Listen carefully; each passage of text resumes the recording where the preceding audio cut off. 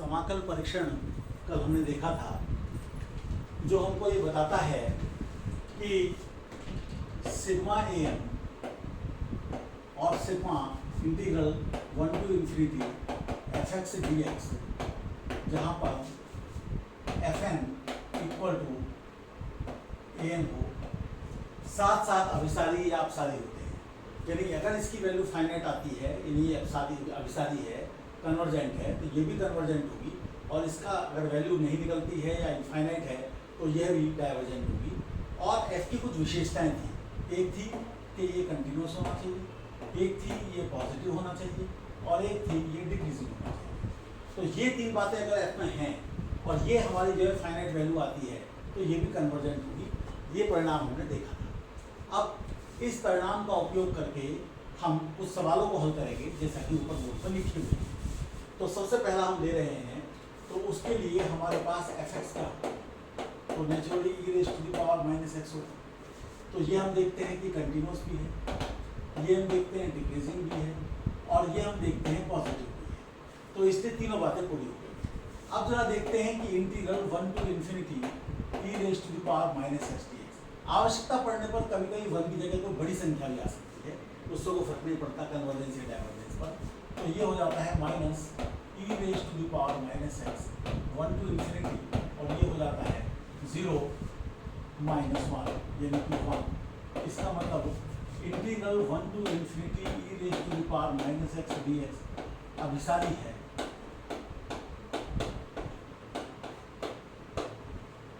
तो इससे ये इम्प्लाई होता है कि जो सीरीज है e⁻⁻x अभिसारी है, यानी कन्वर्जेंट है। अभिसारी मतलब कन्वर्जेंट, ये हो जाता है।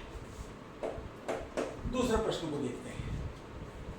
इसमें हमारे पास जो fx लिया जाएगा वो e⁻x अपॉन 1 प्लस e⁻² लिया जाएगा।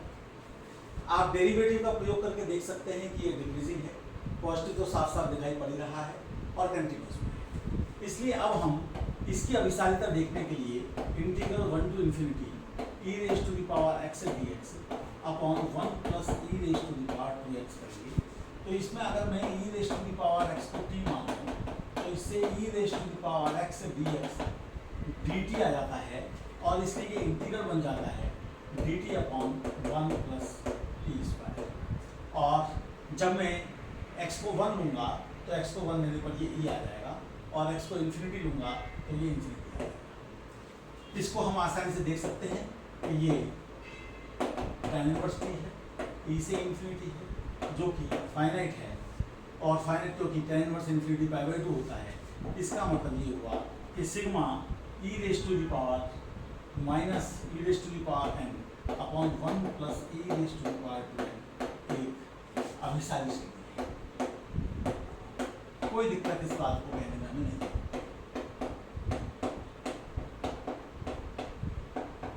तो किसी दी गई श्रेणी में कौन सा टेस्ट लगाएं, ये हमारा एक लंबे अभ्यास के बाद आएगा।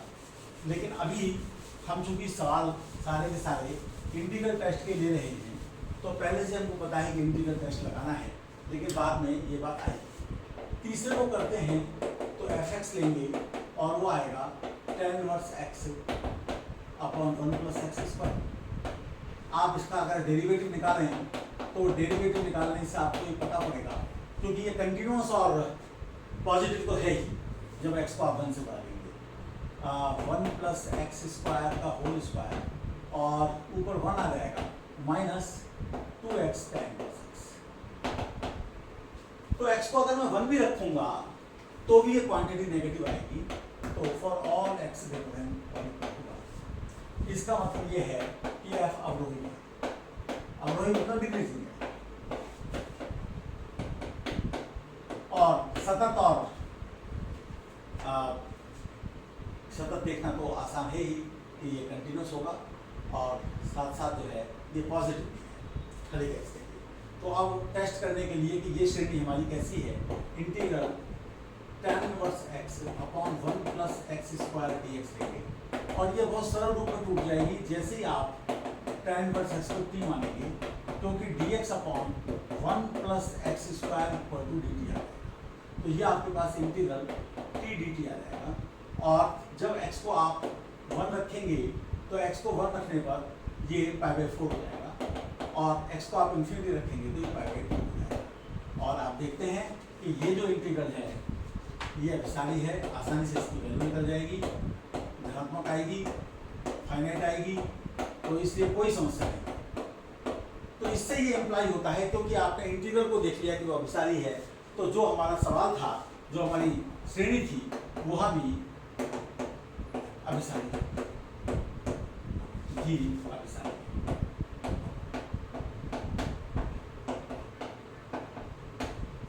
ये हमारा काम हो जाता है। अगले वाला हमको थोड़ा सा बड़ा लग रहा है, लेकिन उसका इंटीग्रल बड़ा आसानी से हो जाएगा, इसीलिए इंटीग्रल टेस्ट उसके लिए चुना जाएगा। तो उसमें लेंगे हम dx upon x 1 plus ln square. ये आप खुद देख लीजिएगा कि जो संगत फलन है उसमें तीनों बातें पूरी हो रही हैं, पॉजिटिव है, डिक्रीजिंग है और कंटिन्यूस है। तो इसको आप निकालेंगे, इसमें आप जैसे ही आप ln x को 2 मानेंगे तो इससे dx अपॉन x dt आ जाएगा। तो ये जो इंटीग्रल है, और इसको हम 1 से इन्फिनिटी तक ले रहे हैं, तो 1 से जब x को हम 1 रखेंगे तो t 0 आ जाएगा, और x को इन्फिनिटी रखेंगे तो ये इन्फिनिटी आ जाएगा, और dx अपॉन x dt हो जाएगा, और नीचे 1 प्लस टी स्क्वायर हो जाएगा, और फिर से tan इनवर्स t बन जाएगा, और ये फाइनाइट आ जाएगा, जिसकी वजह से ये जो इंटीग्रल है ये एक कन्वर्जेंट इंटीग्रल है, और इसलिए सीरीज भी कन्वर्जेंट है। अब हम अंतिम पर आते हैं, जिसकी कुछ विशेष बातें आप देखेंगे। क्या है अंतिम, उसे हम देखें। उसके लिए आपको fx लेना पड़ेगा। लेकिन पहली बात तो ये है कि किसी के मन में ये बात आ सकती है कि log n upon n square is greater than 1 upon n square for all n greater than और इक्वल टू 3। ये सीरीज कन्वर्जेंट है, तो उसके बड़े के बारे में हम कुछ नहीं कर सकते, इसलिए जो कंपैरिजन टेस्ट है उससे हमारा कोई काम नहीं चला।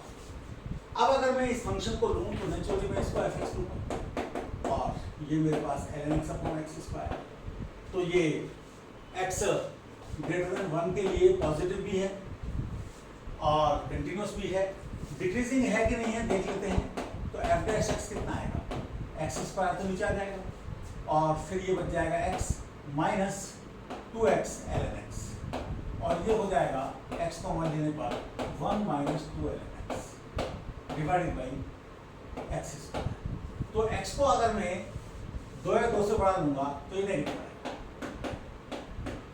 तो इसका मतलब ये है कि ये जो मेरा इंटीग्रल है, इसको मुझे 2 to इन्फिनिटी देखना है, क्योंकि उसमें मेरी तीनों बातें पूरी हो रही हैं, डिक्रीजिंग भी, पॉजिटिव भी और कंटिन्यूस भी। तो मैं उसको देता हूँ। अब मैं इस इंटीग्रल को देता हूँ ln x upon x square dx 2 to infinity, और इसको मैं देखता हूँ कि अगर मैं ln x को t मान लेता हूँ तो उससे dx अपॉन x dt हो जाता है। तो ये मेरे पास जो चीज़ है, जब मैं x को 2 रखूँगा तो ये ln 2 हो जाएगा, और इन्फिनिटी रखूँगा तो इन्फिनिटी आएगा, और ln x upon x dt हो जाएगा। नीचे एक x बचेगा, वो e raise to the power t हो जाएगा। और जब हम इसका इंटीग्रल निकालेंगे तो ये हमारे पास कितना आ जाएगा, ln 2 से लेकर इन्फिनिटी तक e raise to the power minus t dt minus e raise to the power minus t ln 2 से लेकर इन्फिनिटी तक। ये फाइनाइट आ रहा है। इसका मतलब ये है कि ये इंटीग्रल जो मैं लिखा है यहाँ पर, ये इंटीग्रल कन्वर्जेंट है, और इसलिए जो सीरीज है sigma ln n by n square, ये भी कन्वर्जेंट है। तो इस प्रकार से हम देखते हैं कि काफ़ी लाभ हमको हो जाता है इंटीग्रल टेस्ट करने से। और इसमें खास तौर से हम ऐसे ही फंक्शंस को लेंगे, ऐसे ही सीरीज को लेंगे जिनका करस्पॉन्डिंग फंक्शन हमको ऐसा दिखाई पड़े कि उसका इंटीग्रल हम आसानी से निकाल पाएंगे और पता कर पाएंगे कि वो कन्वर्जेंट है कि डाइवर्जेंट है। तो अगली बार किसी एक और अन्य टेस्ट के साथ आपके सामने आऊँगा। तब तक के लिए धन्यवाद।